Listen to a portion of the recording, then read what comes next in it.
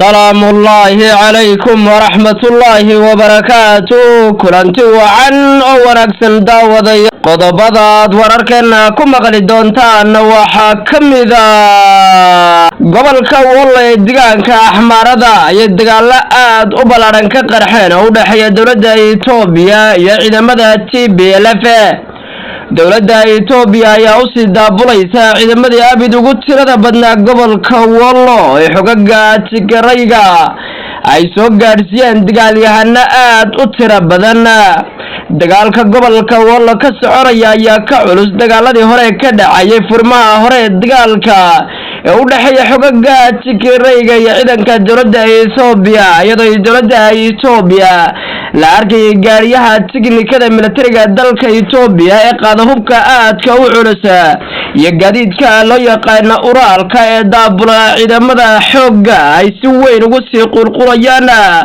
gobolka Wollo ee deegaanka Axmaarada ay ka soconayaan dagaalada culus. magaalada Shira ayaa weli gacanta xogaga TPLF ka maqan iyadoo deegaano hor la ay dagaaladu ku sii fidayaan. xogaga TPLF ay guuldarro aad u ballaaran ka soo hoyeen magaalada Shira oo maalmihii ugu dambeysay ay ka dhacayeen dagaalo aad u xooggan iyadoo dagaalku uu ku sii fidayo deegaano hor la oo ku hareeraysan magaaladaasi. ciidanka Eritrea oo garab weyn sinay militariga dalka Itoobiya ay guulo aad u ballaaran ka gaarayaan dagaalka ka soconaya waqooyi galbeed Tigray oo xogaga TPLF meelaha ay guuldarrada aadka u ballaaran ka soo wajahday dagaalada wajiyada badan leh ama furmaha aadka u tiro badan ka soconaya ayadoo xogaga Tigrayga Shira iyo deegaanada ku hareeraysanba ay lumiyeen. sidoo kale xuduudda Soomaalida iyo Oromada ay weli dagaaladu ku sii fidayaan deegaano hor leh ayadoo dowlad deegaanka Oromiya ay maleeshiyaad aad u tiro badan ku soo daabulayso gobolka Bali ayuu dagaalku ku sii fidayaa iyadoo Liibaan dagaal xooggan uu ka dhacay Guradamole halkaan ay ku dagaalamayaan maleeshiyaad ka soo kala jeeda labada dowlad deegaan haaseeshee dowladda deegaanka Soomaalida ayaan weli ka hadlin colaadda ka tagan xuduudaasi iyadoo maalmihii ugu dambeeyba ay Oromadu waday weeraro xooggan oo ka dhan ah gobolka Liibaan ama degmada Guradamole waa degmo istiraatiiji ah muddo dheer khilaafkeedu ka soo taagnaa xuduudda u dhaxaysa labada dowlad deegaan waa Soomaalida iyo Oromada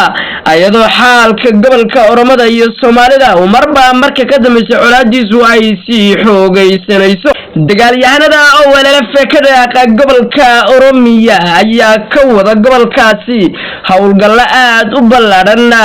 iyadoo gobolka Oromada ay ka socoto maalmaha dabaaldegyada iyo reejaanka loo yaqaan deegaanka Oromada ayaa haddana jabhadda oo ay dabada ka riixaysa sida ay bulshada aadka u tiro badan ee Oromada isku soo baxyada waaweyn ka dhigayo uga faa'iideysan lahayd iyadoo isku dhacyo waaweyn ka dhacayaan gobolada Oromada qayb ka mid ah. sidoo kale dagaalada ku dhufo ka dhaqaaqa ay jabhaddu sii xoojisay baa la yiri iyadoo jabhaddu ay sheegtay in saraakiil badan oo ciidanka liyu booliska ay ku laysay bartamaha deegaanka Oromada dagaalkuna uu ku sii fiday deegaano hor loo ka tirsan waqooyi galbeed Shewa. militariga dalka Soomaaliya ayaa guulo waaweyn ka sii wada bartamaha iyo koonfurta dalka Soomaaliya iyadoo dowladda Soomaaliya ay abaabulayso guud ahaan bulshada Soomaaliyeed sidii ay bulshada Soomaaliyeed guud ahaan ugu midoobi lahaayeen in xogaga argagixisada laga saaro dalka Soomaaliya iyadoo madaxweynaha Jamhuuriyadda Federaalka Soomaaliya uu wada kulamo xasaasi ah uu la yeelanayo siyaasiyiinta aqoon-yahanka oday dhaqameedka guud ahaan bulshada Soomaaliyeed ay u tagto qolo walba sida ay qaybteeda uga qaadan lahayd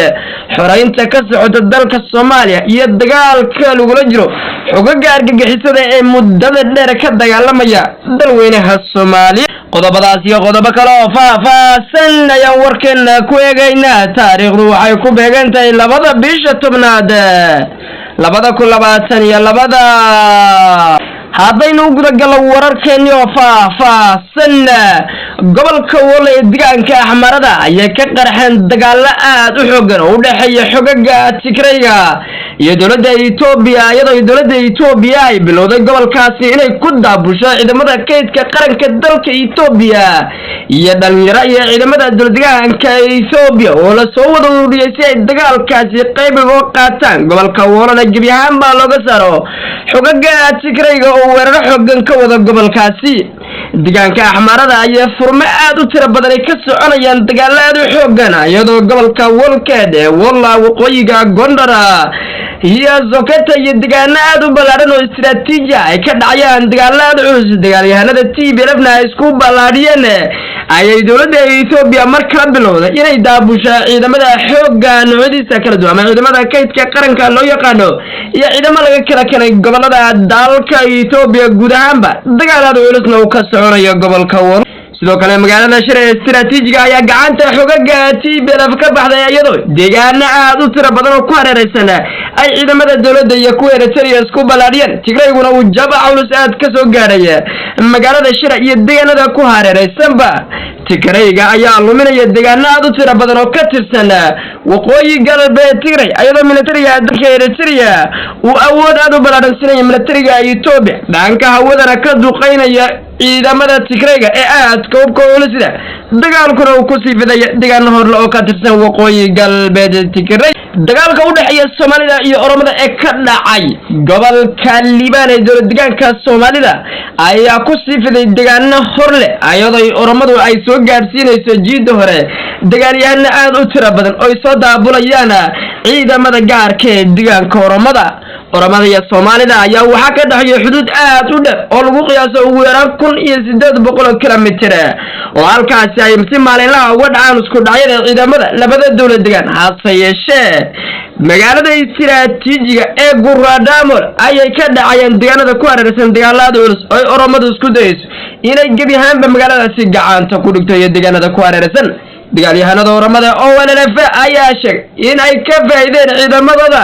isku imaadyada dhalinyaradu ay ka sameynayaan magaalooyinka waaweyn ee deegaanka Oromada halkana hawlgallo qorshaysan ay ka fuliyeen ciidamadooda sida gaarka u tababar ee Jamhadda Xoreynta Oromiya saraakiil aad u tiro badan oo ka tirsan ciidamada gaarka ee deegaanka Oromiya ay gacanta ku dhigeen jamhaduna ay guulo waaweyn ka gaadhay gobolka Oromadana laga baqaya in ay ka qarxaan isku dhacyo aad u weyn oo bulshada Oromada iyo jamhadda iyo ciidamada dowladda federaalka Itoobiya ayadoo gobolka Oromada ay ka dhacayaan shirar waaweyn iyo xafladaha lagu soo dhaweynayo maalmaha ay Oromadu u dabaaldegto waxa uu yaqaan Ireja wadabareedka loogu dambeeyay militariga dalka Soomaaliya ayaa guulo waaweyn ka gaaray dagaalka uu kula jiro xoogagga argagixisada ayadoo saraakiil aad u tiro badan xoogagga argagixisada militariga Soomaaliya uu dhaw ka jaray welina ay si socon hawlgallada aad ka u ballaaran dowladda Soomaaliyana ay diyaarinayso gebi ahaanba inay abaabusho bulshada Soomaaliyeed si ay iskaga dulqaadaan xoogagga argagixisada ciidamada iyo maamulada guud ahaan abaabul aad u ballaaran oo ka socdo Soomaaliyana ay wacad ku martay inay xoogagga argagixisada sanadkan guud ahaanba dalka Soomaaliya laga saari doono tani kulanti dambe wacan salaamu alaykum wa rahmatullahi wa barakatuh